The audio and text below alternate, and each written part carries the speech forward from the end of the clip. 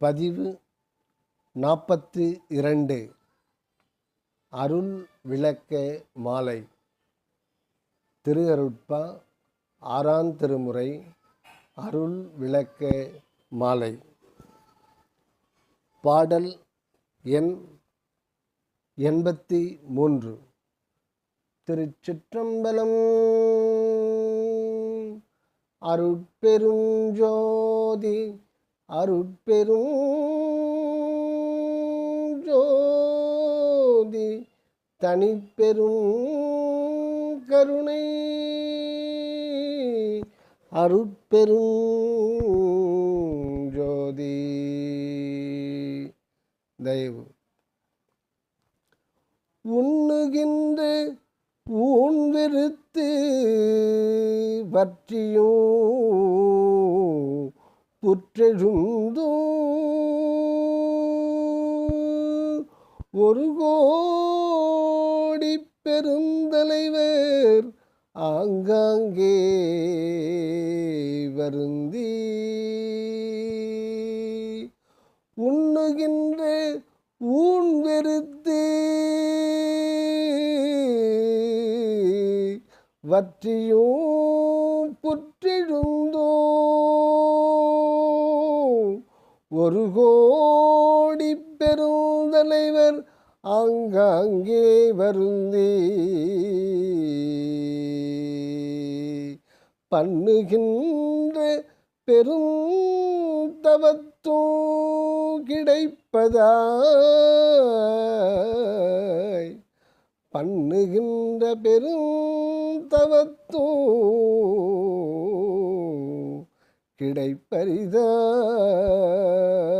கிடைப்பரிதாய் சிறிய பயல்களினோ சிறியேற்கு கிடைத்த பெரும் பதியே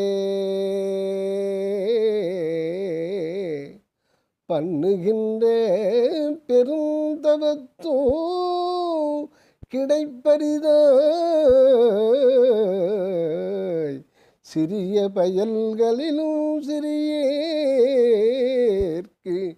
கிடைத்த பெரும்பதியே நண்ணுகின்ற பெருங்கருணை அமுதளித்து என்னுளத்தே நானாகி தானாகி அமர்ந்தருளி நண்ணுகின்ற பெரும் கருணை அமுதளித்து என்னுளத்தே நானாகி தானாகி அமர்ந்தருளி நான் தான் எண்ணுகின்றபடியெல்லாம் அருள்கின்ற சிவமே நான் தான் எண்ணுகின்றபடியெல்லாம் அருள்கின்ற சிவமே இலங்கு நடத்தரசே என் இசையும் அணிந்தருளே இலங்குகின்ற நடத்தரசே என் இசையும் அணிந்தருளே.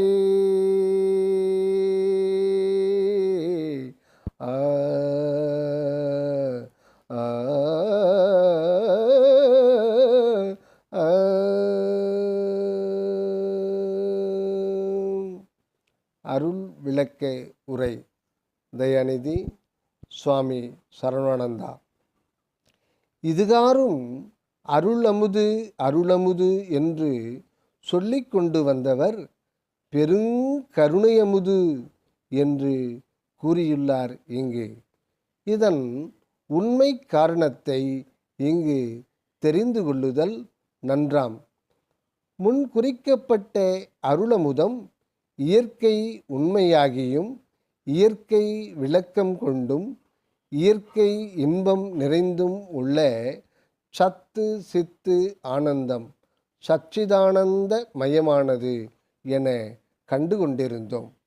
ஆம், அப்படியே சச்சிதானந்தமயமாய் எங்கும் என்றும் இருந்து கொண்டே இருந்தாலும் நமக்கு அனுபவத்தில் கிடைக்காதவரை அதனால் என்ன பயனோ? இவ்வளவு காலமும் அந்த சச்சிதானந்த அருளமுதம் கிடைக்கவில்லையோ என்று வியப்போடு கேட்கப்படலாம். ஆம், கிடைக்கத்தான் இல்லை. 1000 2000 ஆண்டுகளுக்கு முன்பே கண்டுகொள்ளப்பட்டிருந்தது மெய்யாகும். அறிவினால்தான் அன்றிருந்தே அறிந்து கொள்ளப்பட்டிருந்தது உண்மையாகும். அறிவால் அறிந்து அதுவே நம் பதியினுடையவும் நம்முடையவும் ஆன பேருண்மை நிலையெனவும் அறிந்து கொள்ளப்பட்டதுதான் சச்சிதானந்த வடிவம் நம் வடிவம் என்று உறுதிப்படுத்தப்பட்டு விட்டது.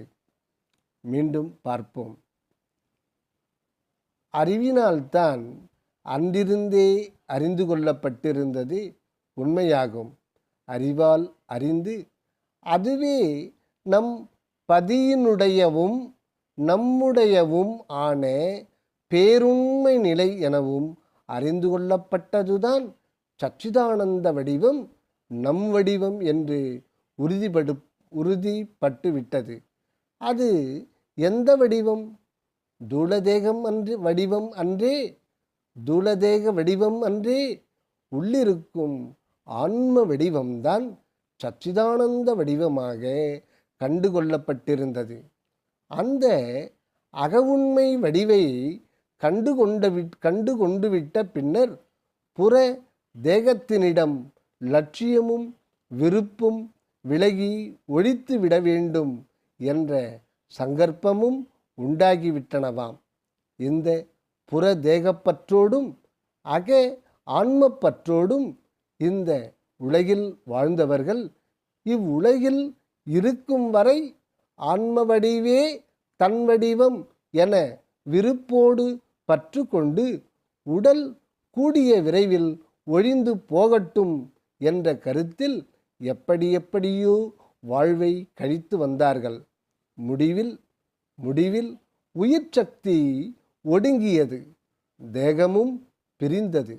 அப்போது உயிர் உணர்வோடு அறிவும் தான் ஆன்மா என்ற ஞானானுபவமும் மறைந்து ஒழிந்தனவாம். ஆகவே தான் சச்சிதானந்த கடவுளான்ம சொரூபி என்ற அறிவால் கண்டுகொள்ளப்பட்டிருந்த ஒன்று தேகப்பிரிவால் சூன்யமாகி மறைந்து போய்விட்டதாம்.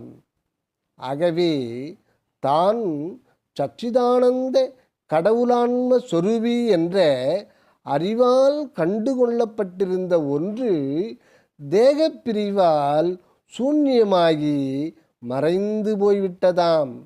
இந்த ஆன்ம ஞானம் உண்டான காலம் தொட்டு இதுவரை எத்தனை கோடி ஆன்மாக்களில் இந்த காட்சியுண்மை வெளிப்பட்டு விளங்கி இருந்து தாம் கொண்ட தேக அந்தியங்களில் அந்த காட்சிய பயனும் முடிந்து போயினதோ யாரே அறிவர். ஆகையால் ஒருவன் தான் சச்சிதானந்த ஆன்ம வடிவினன் என்று அறிந்து கொண்டு விட்டதால் மட்டும் அதுவேயாகி சச்சிதானந்த வண்ணமாகி எக்காலத்தும் சத்து வடிவே தனது சொரூபமாய் சுயரூபமாய் சித்து விளக்கமே தனது ரூபமாய் குணவண்ணமாய் ஆனந்த இயல்பே தனது சுபாவ அனுபவமாய் கொண்டு நித்தியமாய் வாழ முடிந்து விட்டதா என்றால் அதுதான் முடியவில்லை.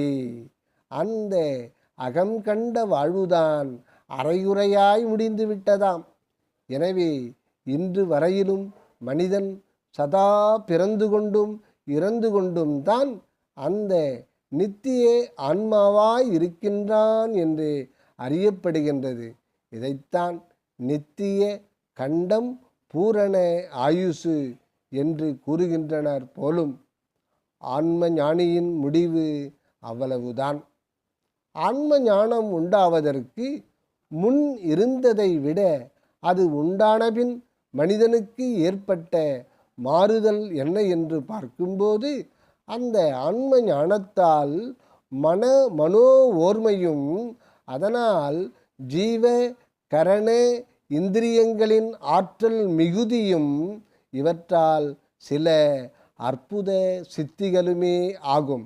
இச்சித்திகளோடு குறிப்பிட்ட காலம் வரை வாழ்ந்துவிட்டு மறைந்து விட்டதுதான் கண்டதாம். இப்படி இருந்து மறைந்த மக்களும் உலக ஜனத்தொகையில் மிக மிக சிறிய எண்ணிக்கையினரே ஆவார்கள். இந்த சித்தி பெற்ற ஆன்மாக்கள் முடிவில் மறைந்து போனது பரமான்மாவில்தான். அந்த பரமான்மா தான் எல்லா ஆன்மாக்களுக்கும் உள்ளீடாயிருக்கும் தனி பரம்பொருளாயிருக்கின்றது தானே. ஆகையால் அப்பரமபதி ஒருவரே சச்சிதானந்தமாக அழிவற்று எக்காலம் விளங்கி கொண்டிருக்க, அவர் சார்பு கொண்டு வாழ வந்த ஜீவான்மாக்கள் ஆன்மஞானம் பெற்றும் கூட தற்காலிகமாய் இருந்துவிட்டு மறைந்து விட்டதைத்தான் கண்டோம், காண்கின்றோம். ஆகவே ஆன்ம ஞானக் காட்சியால் பெற முடிந்தது இவ்வளவே தானாம். இதற்கு மேல் புது நெறி திறக்கப்படுகின்றது. அதுதான் நம் வள்ளலார் கண்ட சுத்த சன்மார்க்க பொது நெறியாகும். இந்நெறியால் மனிதனுக்கு இப்பிறவியையே அருட்ஜோதி வடிவத்தில் மாற்றியமைத்து சச்சிதானந்தமாக வாழ்விக்கும் பேரருட்பெருநிலை கிடைத்து விடுகின்றதாம். அந்த அருள் உண்மையை விளக்கும் பொருட்டு இந்த அருள் விளக்க மாலையை செய்து வழங்கியுள்ளார் அடிகளார். பரமான்மபதி ஆகிய ஆண்டவரை அருட்பெருஞ்சோதியாக கண்டார். இது முன்னோர் கண்ட பரமான்ம ஞானத்தை போன்றதே. அது சச்சிதானந்தமயமானது என்று கொண்டதும் பழைய முடிவே. அதனையே அருள் அமுதமாக தெளிந்து ஏற்று சித்திகள் பல விளங்க வாழ்ந்ததும் பெருமைப்பட்டு கொள்ள வேண்டிய விஷயமல் அல்ல. அந்த அருட்பெரும் பதியே அமுத ஜோதியாய் எங்கனும் நிரம்பியிருந்து கொண்டு உலகுயிர் பொருள்களையெல்லாம் ஆள்கின்றது என்றதை கண்டு கொண்டதும் கூட அவ்வளவு பெரிதல்லவாம். அந்த கடவுள் உண்மையை பெருங்கருணை அமுதமென தெரிந்து கொண்டதோடு அந்த கருணையால் பெறுகின்ற பேரின்ப நித்திய வாழ்வு அடைகின்றதுதான் மிகப்பெரிய விஷயம், போற்றி கொள்ளத்தக்க விஷயம் என்று இன்று உணர்த்தப்படுகின்றோம். அருட்பெருஞ்சோதியாம் அமுதபதி தனி பெருங்கருணை மயமானது என்பது இம்மார்க்கத்திற்கு அடிநிலை பொருளாக அமைந்துள்ளதாம். அந்த அருட்பெருஞ்சோதி அமுதத்திற்கு பெருங்கருணையும் இயல்புதான் என்று அறிந்து கொண்டுள்ளோம். இது சமயம். தனிப்பெருங்கருணையினால்தான் அந்த அமுதபதியே நானாகி தானாகி அமர்ந்து அக்கருணா சக்தியை வெளிப்படுத்தி கொண்டுள்ளதாம். அது அருட்பெருஞ்சோதி அருள் அமுதத்தை அகத்திலிருந்து அனகத்திலே பெருக்கெடுக்கச் செய்து உடல் உயிர் முழுதையும் அருள் அமுதமயமாய் மாற்றி விளங்க செய்வதாய் உள்ளதாம். இந்த பதியை நான் தான் எண்ணுகின்ற எல்லாம் அருள்கின்ற சிவமே இலங்கு நடத்தரசே என் இசையும் அணிந்தருளே என்று போற்றுகின்றார். அருள் ஒளி அமுதம் அதுவும் கருணை மயமானதுதான். அதுவே இன்று வெளிப்பட்டு அருட்பெருஞ்சோதியாய் அகத்தும் அதன் தனிப்பெருங்கருணை அமுத வடிவே புறத்தும் கொண்டு விளங்கலாகி விடுகின்றதான். இதுதான் கருணை அமுதின் விளைவு. இது கொண்டுதான் மனிதன் சச்சிதானந்த அனுபவத்தோடு என்றும் விளங்க வல்லவனாகின்றான். சுத்த சன்மார்க்கத்தின் பயன் இதுவாகும். இதனையே நம் வள்ளல் புதிதாக பெற்று வழங்கியுள்ளார். முன்னர் ஆன்மாவுக்கும் தேகத்திற்கும் இடையில் இடுங்கி கிடந்து பெருமுயற்சியால் ஏதேதோ பெற்று வாழ்ந்து மடிந்த ஆன்றோர்களால் அறியப்படாமலே இருந்த அழியா வாழ்வு இந்த கருணை அமுதம் கிடைக்கப் பெற்றதால் தான் அடைய முடிகின்றதாம். இதனை பெற்றுக்கொண்ட நம் வள்ளல்பிரான் தாம் என்னவோ எவர்க்கும் மேலான பதவியை அடைந்து விட்டதாக தற்பெருமை கொண்டு விடாது தம்மை எவ்வளவு சாதாரணமாக தாழ்மையோடு கூறிக்கொள்ளுகின்றார். கோடிக்கணக்கான தவசிரேஷ்டர்கள் எவ்வளவோ காலமாக தவம் புரிகின்றார்களாம். உண்ணுகின்ற ஊன் வெறுத்து அதனால் உடல் வற்றிப்போகவும் எலும்பும் தோலுமாய் இருக்கவும் அவர்களை சூழ கரையான் புற்று உண்டாகி மறைத்து கொண்டு விடுகின்றனவாம். இவர்கள் இப்படி நெடுங்காலம் வருந்தி கடுந்தவம் செய்தும் கிடைப்பதற்கு அரிதாகியதாகவே இருந்து வந்ததாம் அந்த அருளமுதம். அத்தனை பெரியோர்கள் அவ்வளவு பாடுபட்டும் பெற முடியாத அந்த அருளமுதம் சிறிய பயல்களிலும் சிறியனாகிய இவனுக்கு ஒரு முயற்சியும் செய்யாதிருக்கும் போதே வலிய கொண்டு வந்து கொடுத்து வாழ்விக்கின்ற தேவரீருடைய பெருங்கருணை திருவுள்ளத்தை எப்படி போற்றுவேன் என்று விண்ணப்பித்து கொள்ளுகின்றார். இதனால் கடவுள் கருணையமுதம் அகத்திலிருந்து அருளில் வெளிப்பட்டு அனக நிறைவு கொண்டு வாழ்விக்க வேண்டுமே அல்லாது மற்றபடி எப்படி எவ்வளவு காலம் தவம் செய்தாலும் மற்ற விசார சாதனைகளை புரிந்தாலும் அந்த அருளின்ப வாழ்வு கிடைக்காது என்று உறுதிப்படுகின்றது. ஆகையால் ஜீவகாருண்யத்தை வளர்த்து உள்ளத்தில் அருள் ஒளியை பெற்றுக்கொண்டு வாழ்வதற்கான சுத்த சன்மார்க்கமே துணையாக கொண்டு உய்வதே திருவுள்ளச் சம்மதம். இப்பொழுது மகாதேவ மாலை பாடலில் ஒன்றை பார்ப்போம். கற்பங்கள் பல கோடி செல்ல தீய கனலின் நடு ஊசியின் மேல் காலையூன்றி பொற்பரே மெய் உணவின்றி உறக்கமின்றி புலந்து எலும்பு புலப்படே ஐம்பொறியை ஓம்பி நிற்பவர்க்கு ஒளித்து மறைக்கு ஒளித்து யோகே நின்முனிவர் கொளித்து அமரர்க்கு ஒளித்து மேலாம் சிற்பதத்தே சின்மயமாய் திகழ்ந்து ஞானே திருவாளர் உட்கலந்தே தேவதேவே என்ற மகாதேவ மாலை பாடலால் உண்மை அறியக்கூடுவதாம். சுத்தே ஞானமயமாய் விளங்கிய அருளமுத சொரூபி ஆகிய தேவராம் மகாதேவர் அந்த அருட்பெரும் ஞானியரின் உள்ளத்தே எழுந்தருளி அவ்வுள்ளத்திருந்தே அனகமாக உட்கலந்து கொள்ளுகின்றாராம். அந்த அருட்கலப்பால்தான் பெருந்தவர்களுக்கும் அரிய பெரும் பேறு இந்த அருள் ஞானியருக்கு கிடைத்து விடுகின்றதாம். ஆகையால் கடவுள் நிலையை பெற்று கழியா இன்பொடு வாழ்வதற்கு கடும் தவம் செய்ய வேண்டும் என்பது இல்லை, அப்படி செய்யக்கூடாது என்பதுதான் திருவருள் ஆணையாகும்.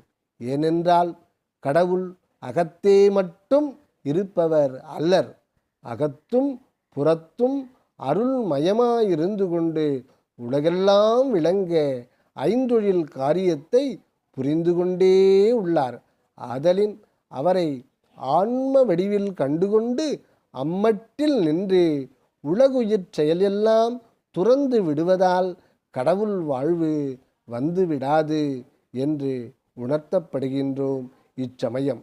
இதனால் கடவுள் உண்மையை அகத்திலிருந்து கண்டதோடு அந்த அகத்திலிருந்தே அநேக நிறைவு கொண்டு அருளாலே உலக காரியங்களை புரிந்து கொண்டிருத்தல் வேண்டும்.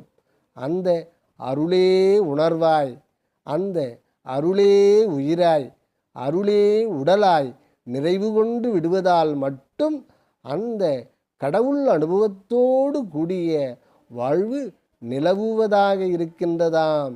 இதுதான் சுத்த சன்மார்க்கத்தினால் பெறப்பட இருக்கும் பெரும் பேறு.